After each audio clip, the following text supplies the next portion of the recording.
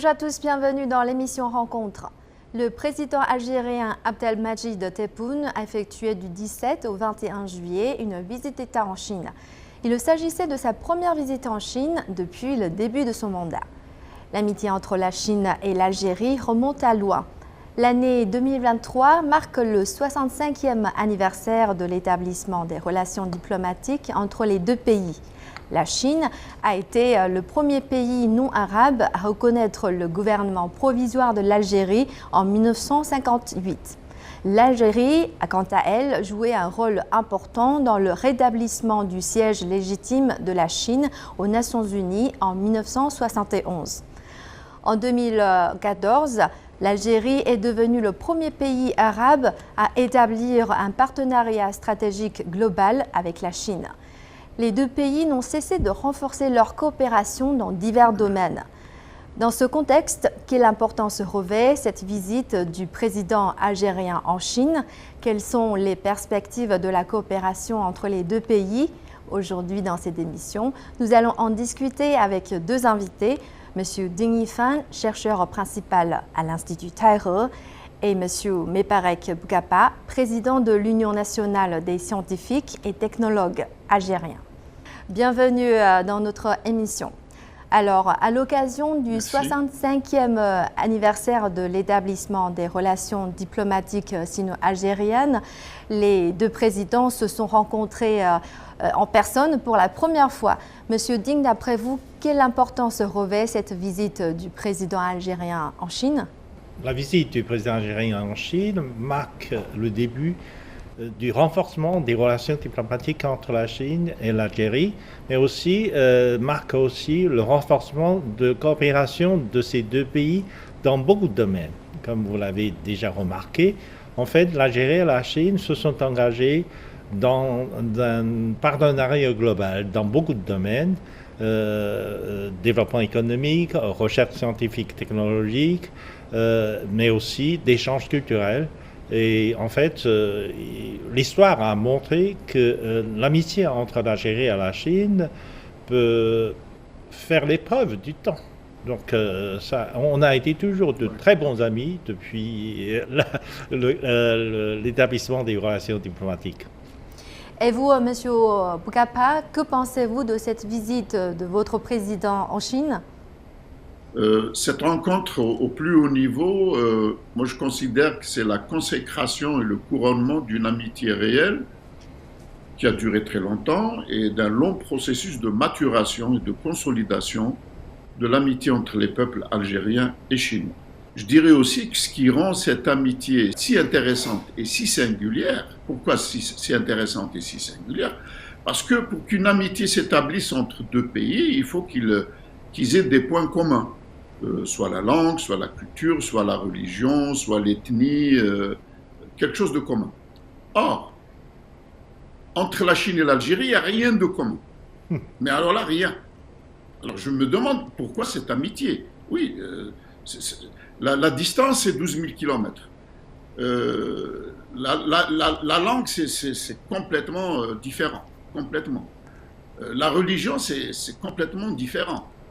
Et moi, en homme très curieux et en tant que chercheur passionné de chercher les raisons des choses, j'ai trouvé que nous partageons deux choses.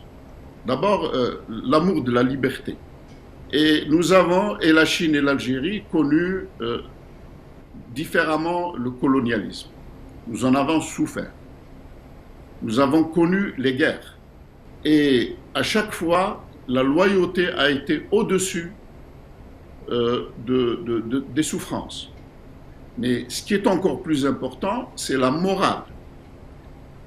Moi, je connais la Chine, j'ai visité la Chine de très nombreuses fois et je connais beaucoup de régions en Chine. Et je trouve que les Chinois de toutes les régions que j'ai visitées, ils ont un certain sens de la morale qui est très élevé. Et c'est la même chose en Algérie. Pendant qu'aujourd'hui, on voit dans certains pays occidentaux des gens qui militent pour la dépravation, qui militent pour la destruction de la famille, qui est la cellule même des nations, Alors je me dis que cette valeur commune entre nous et entre le peuple algérien et le peuple chinois, c'est-à-dire la morale, la très haute morale, nous unit et de manière consciente ou inconsciente, donc nos deux peuples se sentent unis par cette morale, parce que rien d'autre ne nous rapproche, à part ces éléments-là de la liberté, de la loyauté et de cette haute morale. En fait, la Chine est depuis des années le premier fournisseur de l'Algérie et à partir de 2019, elle est devenue son premier partenaire commercial. Monsieur Ting, pouvez-vous nous faire un bilan de la coopération économique entre les deux pays, notamment les principales spécificités des échanges commerciaux entre les deux pays? En fait, il y a eu une évolution du développement des relations économiques et commerciales entre l'Algérie et la Chine. Dans le passé, la Chine est exportateur vers l'Algérie des produits manufacturés et des produits traditionnels, comme le thé, etc. Les Algériens en achètent à la Chine. Et la Chine achète des matières premières, surtout de l'énergie en Algérie. L'Algérie exporte vers la Chine de l'énergie, du pétrole, du gaz liquéfié, etc. etc. Mais depuis ces dernières années, si on voit l'augmentation du volume commercial entre l'Algérie et la Chine, on réalise qu'il y a une évolution dans la structure du commerce bilatéral. En fait, depuis un certain temps, la Chine exporte vers l'Algérie beaucoup plus d'équipements industriels. L'Algérie a besoin des équipements industriels. D'ailleurs, l'Algérie est un pays important dans ce qu'on appelle la ceinture à la route. Donc, dans les projets de construction des infrastructures en Algérie, il a fallu exporter des équipements de construction, etc. D'autant plus que l'Algérie désire aussi restructurer son économie. L'Algérie a voulu transformer son économie qui était basée principalement sur l'exploitation des ressources énergétiques vers une économie de manufacture et de processing, donc de transformation. Donc, et de ce point de vue, l'Algérie compte sur la coopération chinoise pour que la Chine aide l'Algérie à avancer plus rapidement sur cette voie de l'industrialisation. Donc, ça a eu des impacts très importants sur la structure du commerce et sur l'augmentation du volume commercial. L'Algérie a toujours été l'un des plus grands marchés de construction de la Chine à l'étranger et la Chine est aussi le plus important constructeur des infrastructures algériennes et le plus important partenaire dans son processus de modernisation et d'industrialisation. Monsieur Poukapa, pouvez-vous nous présenter quelques projets phares? En fait, la loi algérienne donc, attribue les marchés publics selon les appels d'offres et la Chine a toujours été la mieux disante sur ces grands projets-là. Alors on peut citer la grande autoroute Est-Ouest, donc qui relie les deux frontières de l'Est à l'Ouest de l'Algérie, qui est la colonne vertébrale horizontale donc, du pays. On peut citer un certain nombre d'autres. Il y a la grande mosquée d'Alger qui a été également construite par une entreprise chinoise. Il y a tous les programmes de logement. La Chine a pratiquement gagné peut-être 80% des programmes de logement. Comme vous savez, l'Algérie s'est lancée depuis quelques années dans la construction de logements pour résorber la mauvaise situation des familles en ce qui concerne le logement. Donc il y a beaucoup de projets, c'est les projets structurants, comme on les appelle, les projets structurants qui ont été gagnés par la Chine. Et je pense qu'après cette visite de notre président, les choses vont aller encore s'amplifier parce que l'Algérie lance de grands autres projets. Il y a des 19 accords qui ont été signés entre la délégation algérienne et le gouvernement chinois. détermine un peu l'ampleur des projets à venir. On parle de 36 milliards de dollars dans une première phase. En effet, ces constructions-là sont très très importantes pour l'infrastructure. Elles vont créer des conditions de relance économique à l'intérieur du pays. Il y a les ports, il y a l'agrandissement du port de Annaba, qui devient un port en eau profonde. Il y a le projet de port de Hamdaniya, qui sera probablement l'un des plus grands ports de la Méditerranée. Et ce port-là, il a une importance stratégique parce qu'il est en face de l'Europe et au cœur de l'Afrique. Donc, avec les travaux de la route transsaharienne, donc qui part d'Alger jusqu'à l'extrême sud du pays, à la frontière du Mali et du Niger, donc ce port va pouvoir alimenter en produits et en marchandises des pays qui sont enclavés. Alors les pays enclavés, c'est le Mali, c'est le Niger, c'est le Burkina Faso, c'est le Tchad, c'est le nord du Cameroun, c'est la Centrafrique. Tous ces pays-là sont très enclavés et ont de gros problèmes d'approvisionnement. Donc, avec la construction des chemins de fer qui sont déjà décidés, à savoir le chemin de fer pour le transport du minerai de fer de Tindouf jusqu'à son utilisation, ainsi que le projet du phosphate de Tebessa, Soukharas, Annaba. Donc tous ces projets-là sont des projets absolument structurants pour l'économie nationale. Cette année marque le 10e anniversaire de l'initiative La Ceinture et la Route. L'Algérie a rejoint cette initiative en 2018. Monsieur Ding, quels sont les projets de coopération entre les deux pays qui sont déjà mis en place dans le cadre de cette initiative? En fait, beaucoup de projets de construction des infrastructures peuvent être considérés comme faisant partie de Ceinture et Route. En fait, l'initiative Ceinture et Route sert à renforcer la capacité des infrastructures pour que ces infrastructures soient liées ensemble, connectées ensemble, pour développer l'efficacité de transport et de profiter du marché mondial. Monsieur Poukapa a très bien expliqué que, en fait, les travaux qu'on est en train de faire pour réaliser l'élargissement des ports en Algérie pourrait servir d'un exemple de communication entre les pays enclavés de l'Afrique via l'Algérie vers le marché mondial. Donc en fait, ça me fait penser à l'ouverture du chemin de fer entre le Laos et la Chine. En fait, Laos était aussi un pays enclavé et qui n'avait pas accès à la mer, donc le développement de Laos dépendait beaucoup de sa communication avec le reste du monde. Comme la Chine a aidé Laos à construire un chemin de fer reliant Laos à la Chine, au Yunnan, eh bien, Laos peut bénéficier de cette communication entre la Chine, Laos, et entre Laos et la Thaïlande, etc. Donc, ce qui fait que le développement de Laos connaît un remarquable développement depuis l'ouverture de ce chemin de fer. Je pense que l'Algérie jouera le rôle de connexion, de hub de communication entre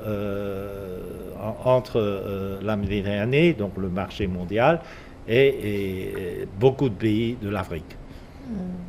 Et Monsieur Poukapa, pouvez-vous présenter un peu les atouts concrets dont bénéficie la population locale dans le cadre de l'initiative La Ceinture et la Route?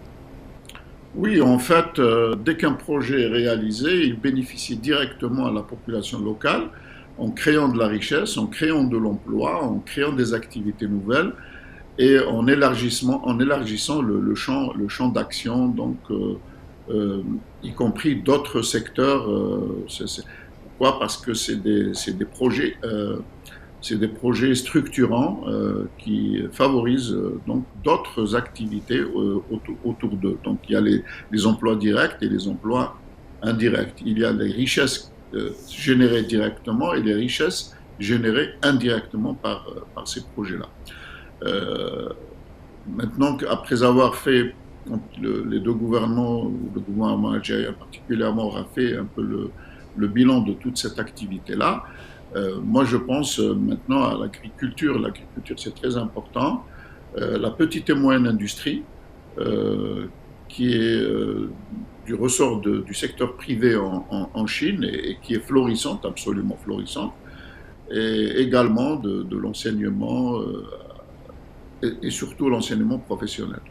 De mon expérience en Chine, comme je vous l'ai dit tout à fait au début, je suis très curieux et j'essaie à chaque fois de comprendre comment la Chine a pu en 20 ans passer d'une nation pauvre à une nation riche.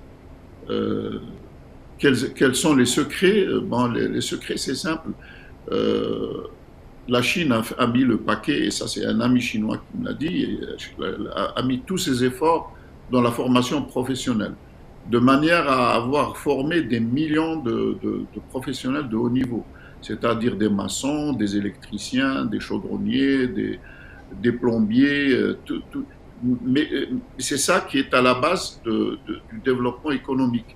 Et ensuite, les petites et moyennes entreprises ont utilisé tous ces gens qui ont été formés dans la formation professionnelle. Et aujourd'hui, donc, il n'est pas difficile de trouver sur le marché de l'emploi en Chine des gens, des professionnels de très bon niveau. Ensuite, il y a l'agriculture. Alors, ce qui m'a surtout, ce que j'ai beaucoup apprécié en visitant les usines chinoises, c'est que les Chinois sont très pragmatiques. Ils sont très ingénieux de leurs mains. Par exemple, j'ai visité des usines qui sortent des produits de très haute qualité et de très haute technologie, mais ils utilisent des machines, des anciennes machines qui datent de 30 et 40 ans. C'est-à-dire, c'est vraiment l'adaptation d'un outil de travail qui est très ancien, qui a été acheté d'occasion d'un pays occidental, parce qu'à l'époque, la Chine n'avait pas les moyens de s'offrir du matériel neuf, et qui fonctionne toujours. Pourquoi? Parce qu'il y a cette capacité de réparation, cette capacité de faire la maintenance et de faire durer les équipements le plus longtemps possible. Une autre chose qui me plaît également, c'est l'agriculture chinoise. D'abord, elle est très, très, très variée. Quand vous allez sur un marché chinois, vous trouvez que les Chinois consomment énormément de variétés de produits. Et là encore, donc l'agriculture, les agriculteurs chinois utilisent des méthodes très, très simples, je dirais basiques, pour produire tout ça. Donc, le coût final de la production végétale et animale est très réduite, de la même manière que pour la petite et moyenne industrie. Donc, dans cette initiative-là, il serait bon qu'il y ait des partenariats entre de petites et moyennes entreprises algériennes et des petites et moyennes entreprises chinoises, avec la bénédiction des deux gouvernements qui doivent apporter l'apport en garantie, en assurance, en projet, disons, d'écoulement de marchandises, etc., pour encourager un peu ce passage de manière de faire, ce passage technologique de la Chine vers l'Algérie. Le sommet des dirigeants des BRICS 2023 se tiendra bientôt en Afrique du Sud et en novembre dernier, l'Algérie a officiellement présenté sa demande d'adhésion aux BRICS. Le président Tebboune a récemment exprimé son souhait d'accélérer le processus d'adhésion. Monsieur Ding, aujourd'hui, on constate que de plus en plus de pays veulent adhérer au mécanisme de coopération des BRICS. Quelle est l'influence de ce mécanisme? En fait, depuis un certain temps, depuis au moins 5 ans. Les pays BRICS ont commencé à inviter d'autres pays émergents à se joindre à eux au moment du sommet. Ça a commencé en Chine, dans le sud, à Xiamen, je crois. Au moment de Xiamen, les dirigeants de BRICS ont décidé d'inviter le Premier ministre de l'Iran, le Premier ministre du Pakistan à participer à la discussion des pays BRICS. Et puis, de plus en plus, ce processus s'est élargi. BRICS Plus est devenu un mécanisme de coopération, mais depuis ces dernières années, les BRICS pensent que ce mécanisme peut s'élargir pour accueillir plus de membres, parce que BRICS ne veut pas être un groupe ou un bloc un peu fermé. C'est du régionalisme un peu ouvert à tout le monde, donc on va élargir, on va vers l'élargissement de BRICS. Et de ce point de vue, l'Algérie est un très bon candidat. L'Algérie a d'abord obtenu le soutien de la Chine, de la Russie pour devenir membre de BRICS. Et je pense que cette année, au moment de sommet de BRICS en Afrique du Sud, l'élargissement de BRICS sera mis sur l'agenda de discussion des dirigeants de BRICS.